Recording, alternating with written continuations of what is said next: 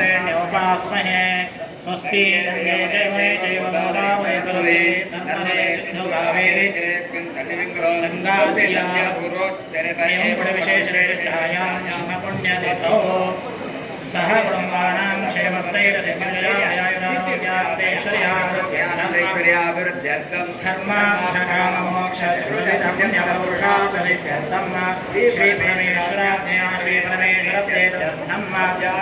श्रीमहाकाली महालक्ष्मी महासरस्वती शक्तित्रयात्मिका श्रीचण्डिका दुर्गा परमेश्वरी प्रीत्यर्थं आचरितशतगन्धी होमकर्म सम्पूर्णफलावाप्त्यर्थं वह्निमध्ये स्वस्तिकामशक्तिध्यानावधानादि षोडशोपचारपूजाख्यं कर्म करिष्ये।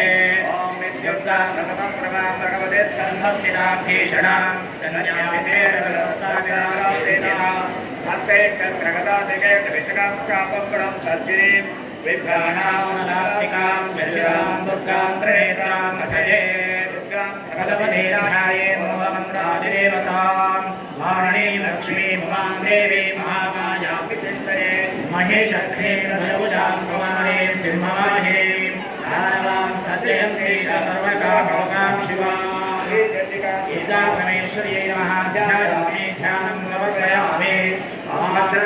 वाक्षे दुर्गादिरूपेण विश्वमावत्यतिष्ठते आवाहयामि त्वां देवी सम्यक् सन्निहिता भव आवाहनं समर्पयामि